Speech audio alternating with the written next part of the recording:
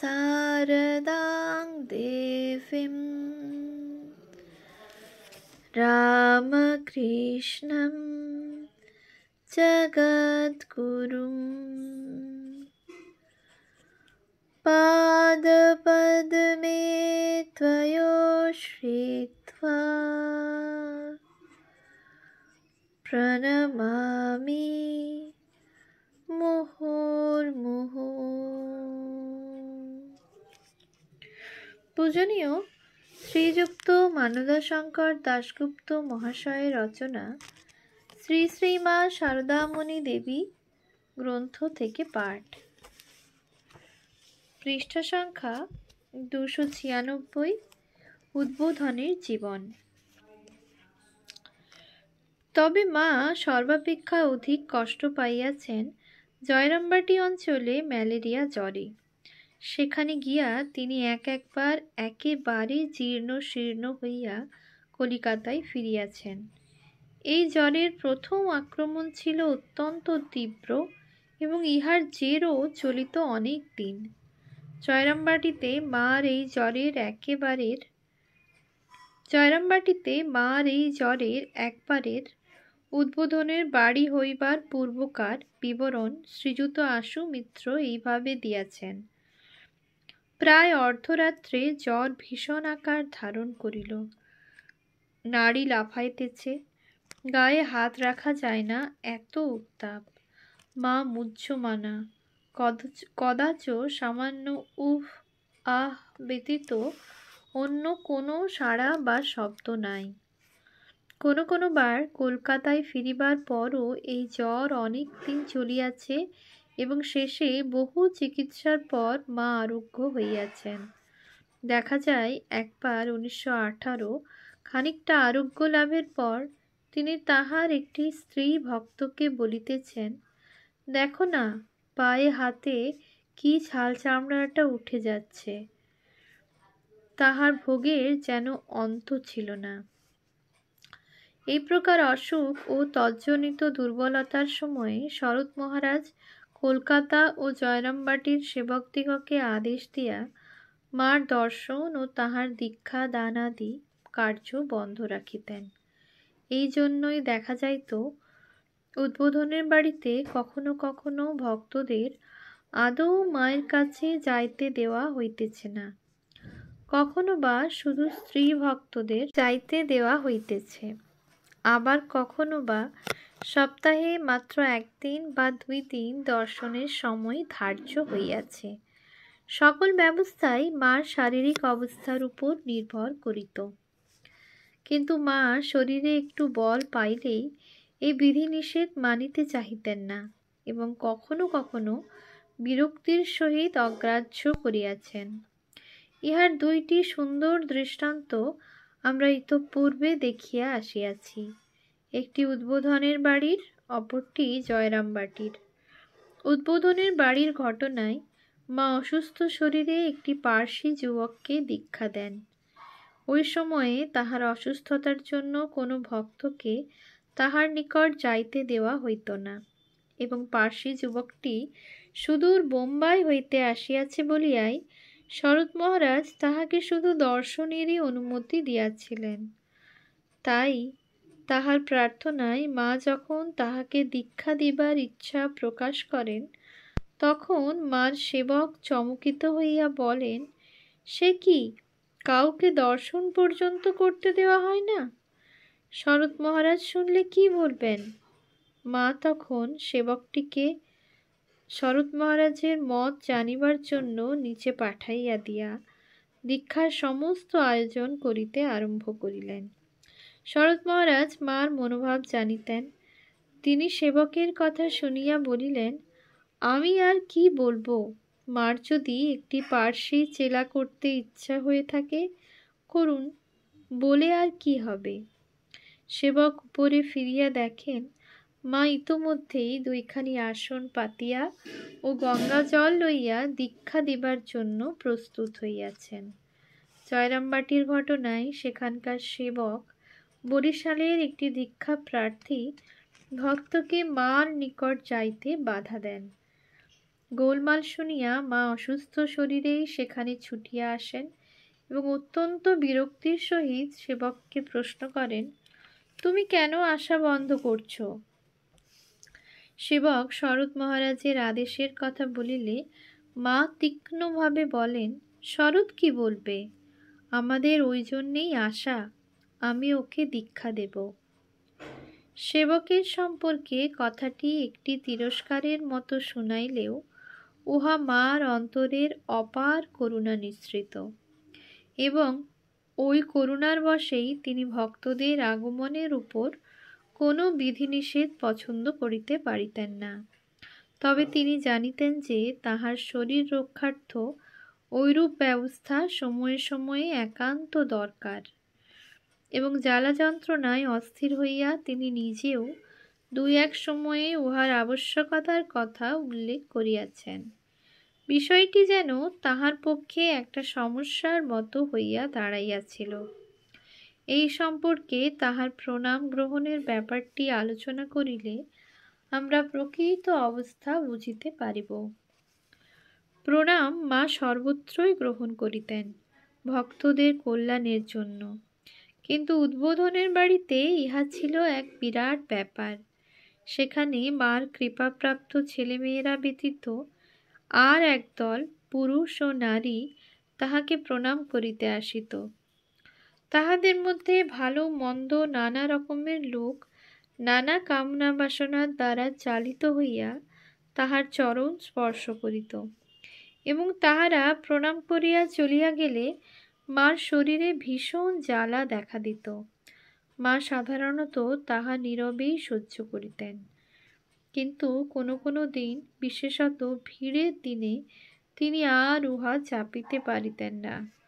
বারবার গঙ্গা জল দিয়া পা ধুইতেন, এবং কোনো কোনো দিন সেবককেও বলিয়াছেন, আর কাউকে পায়ে হাত দিয়ে প্রণাম করতে দিও না, যত পাপ এসে ঢোকে, আমার পা জ্বলে যায়, পা ধুয়ে ফেলতে হয়। এই জন্যেই তো ব্যাধি, দূর থেকে প্রণাম করতে বলবে। আবার তৎসঙ্গে তাহাকে সাবধানও করিয়া দিয়াছেন, এসব কথা শরৎকে বলো না, তাহলে প্রণাম বন্ধ করে দেবে। প্রণাম গ্রহণের দ্বারা ভক্তদের কল্যাণ সাধনের নিমিত্ত মা কিরূপ আগ্রহান্বিত ছিলেন তাহা নিম্নের আর একটি ছোট কাহিনী হইতেও বেশ বোঝা যায়। একবার বিজয়ার পর নানা স্থান হইতে প্রণামের চিঠি আসিলে মাকে তাহা পড়িয়া শোনানো হইতেছিল।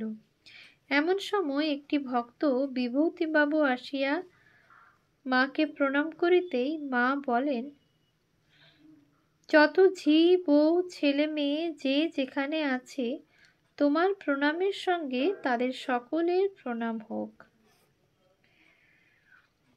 অবস্থা পরিস্ফুট করিবার জন্য এই প্রণামের কয়েকটি কাহিনী নিচে দেওয়া গেল। একবার 1916 দুর্গাপূজার সময়ে মা বেলুড় মঠে গিয়াছেন। সেখানে অষ্টমী পূজার দিন বহু লোক তাহাকে প্রণাম করিয়া যাইতেছে, আর তিনি বারবার গঙ্গা জল দিয়া পা ধুইতেছেন। দেখিয়া যোগীন মা বলিলেন, মা, ও কি হচ্ছে, সর্দি করে বসবে যে। মা বলিলেন, যোগেন, কি বলবো, এক একজন প্রণাম করে যেন গা ঠান্ডা হয়, আবার এক একজন প্রণাম করে যেন গায়ে আগুন ঢেলে দেয়। গঙ্গা জলে না ধুলে বাঁচি নেই। 2. ভাটপাড়ার শ্রীযুত মণিমোহন মুখোপাধ্যায় লাটু মহারাজের শিষ্য লিখিয়াছেন যে তিনি পূজনীয় মাস্টার মহাশয়ের উপদেশে 1918 সনে দুর্গাপূজার সময় অষ্টমীর দিন শ্রী শ্রী মাকে দর্শন করিতে উদ্বোধনের বাড়িতে গিয়াছিলেন। তিনি যখন সেখানে পৌঁছেন তখন বেলা 2:15 হইবে। তাহার অল্প পরেই মার সেবক স্বামী অরূপানন্দ উপর হইতে আসিয়া তাহাকে ও অপর দর্শনার্থীদের বলেন, আজকার মতো পুরুষ ভক্তদের দর্শন হয়ে গেছে, মায়ের পা জ্বলছে, তার পায়ে এখন বরফ দেওয়া হচ্ছে। 4টা হতে কেবল স্ত্রী ভক্তেরা এসে দর্শন করতে পারবেন। এই বিবরণের পরবর্তী অংশ হইতে জানা যায় যে সংবাদটি পাইয়া মুনিবাবু কিং কর্তব্য বিমূঢ় হইয়া প্রায় 2 ঘণ্টাকাল বাহিরের ওয়াকের উপর বসিয়াছিলেন। তারপর এক অভাবনীয় যোগাযোগে মা তাহাকে দেখিতে চান ও তিনি ওই দিনই মায়ের পায়ে সঙ্গের পদ্মফুলগুলি দিয়া প্রণাম করেন। জয়রামবাটিতে একদিন একটি বুড়ো গোছের লোক কাহারও সহিত মার বাড়িতে আসেন। তখন সেবকেরা কেহ বাড়িতে ছিল না। মা বারবার নিষেধ করা সত্ত্বেও লোকটি একরকম জোর করিয়াই তাহার পায়ের ধুলা লইয়া যান। কিন্তু তাহার পরই মা অসহ্য পায়ের জ্বালা ও পেটের ব্যথায় অস্থির হইয়া মাদুর পাতিয়া বারান্দায় শুইয়া পড়েন। সন্ধ্যার একটু পূর্বে সেবকদের একজন ফিরিয়া আসিলে তিনি তাহার নিকট ঘটনাটি বর্ণনা করিয়া বলে, 3-4 বার পা ধুলুম, তবুও সেই জ্বালা যাচ্ছে না। তোমরা কাছে থাকলে আমার ইশারা বুঝে তাকে নিষেধ করতে পারতে। কলকাতায় ওরা ভক্তদের সম্বন্ধে যে কড়াক্কড় করে সেটি না করলেও চলে না। কত রকমের লোক যে আসে, তোমরা ছেলে মানুষ, বুঝতে পারো না। 4 আর একটি দৃষ্টান্ত এইরূপ। জয়রামবাটিতে একদিন মার পায়ের বেদনা খুব বাড়িয়াছে, একটু জ্বরও হইয়াছে। এই অবস্থায় একটি ভক্ত আসিয়া তাহাকে প্রণাম করিতে গেলে মা বলেন, আমার পায়ে বড় ব্যথা হয়েছে, পা ছুঁয়ে প্রণাম করো না। ঠাকুর এমনি তোমার কল্যাণ করবেন। ইহাতে উপস্থিত একজন বিলাস মহারাজ জিজ্ঞাসা করেন, শাস্ত্রে নাকি অসুস্থ অবস্থায় অথবা শায়িত অবস্থায় প্রণাম করতে নিষেধ আছে, ও করলে কি হয়? মা বলেন, হাঁ বাবা, ওরকম করলে ব্যাধি প্রতিষ্ঠিত হয়ে যায়। কাউকে তার অসুস্থ অবস্থায় প্রণাম করা উচিত নয়। 5 গোয়ালপাড়ায় একবার মার একটি প্রিয় সন্তান ইন্দুবাবু মাকে জিজ্ঞাসা করেন, শুনেছি কেউ কেউ পা ছুলে তোমার কষ্ট হয় মা? তাহাতে মা বলেন, হাঁ বাবা, কেউ কেউ ছুলে শরীরটি যেন শীতল হয়ে যায়। আবার একজন আছে, ছুলে মনে হয় যেন বলতায় কামড়ে দিলে। কাউকে কিছু বলি নে। ভক্তটি লিখিতেছেন, তখন মনে মনে ভাবছি, তবে আমরাও কি ওই বলতা শ্রেণীর? কিন্তু তখনই অন্তর্যামিনী বলিয়া উঠলেন, বাবা, তোমরা নও। 6 1919 সনে একটি বিশিষ্ট মাদ্রাজি ভক্ত শ্রীযুত নারায়ণ আয়েঙ্গার মাকে দর্শন করিতে গোয়ালপাড়া আশ্রমে আসেন। সেখানে তিনি একদিন তাহাকে প্রণাম করিতে জগদম্বা আশ্রমে গিয়া কথা পৃষ্ঠে বলেন, আমরা পা ছুঁয়ে প্রণাম করলে যদি ওদের ঐরূপ কষ্ট পেতে হয়, তবে তা নাই করলাম। তাহার কথা শুনিয়া মা বলেন, না বাবা, আমরা তো ওই জন্যেই এসেছি। আমরা যদি পাপ তাপ না নেব, হজম না করব, তবে কে করবে? পাপী তাপীদের ভার আর কারা সহ্য করবে? তবে যারা ভালো ছেলে তারা পা ছুঁলে কিছু হয় না। একজন আছে, তারা ছুঁলে যেন পা একেবারে জ্বলে যায়। তোমরা পা ছুঁয়ে প্রণাম করবে বই কি বাবা? দেখা যায় সমস্যাটি যেন মা আর সমাধান করিতে পারেন নাই। একদিকে শারীরিক কষ্ট ও শরীর রক্ষার প্রয়োজন, অন্যদিকে হৃদয় পারাবারের অশান্ত আবেগ তরঙ্গ। দীক্ষা দিয়ে দিই, এক্ষুনি দিয়ে দিই, শরীর তো যাবেই, তা যাক না এক্ষুনি। এই দুইয়ের টানে মা অনেক দোল খাইয়াছেন। কখনো এদিক খেলিয়াছেন, কখনো ওদিক খেলিয়াছেন। দেখা যায় দীক্ষা সম্পর্কে তিনি একাধিক দিন নিজ মুখেই বলিয়াছেন, আমার শরীর যখন খারাপ থাকে তখন যেই আসুক না কেন ফিরে যাবে।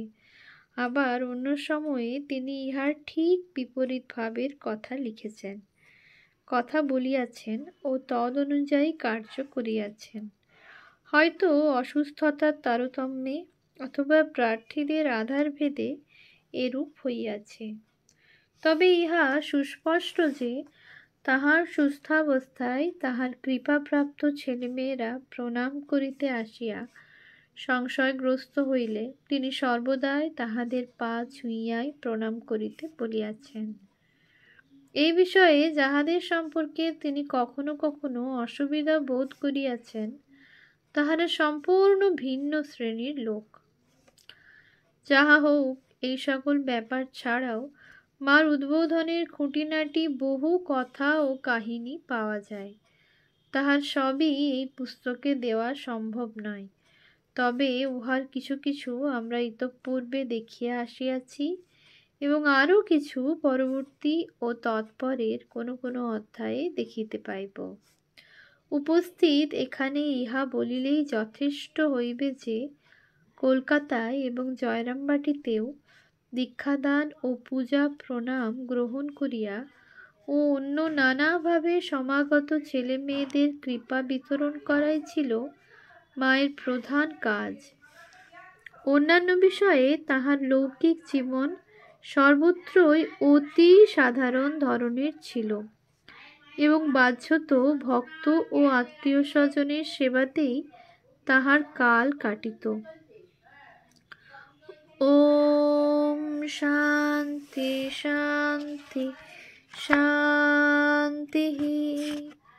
হরি ওম তৎসৎ। শ্রীরামকৃষ্ণার্পণমস্তু।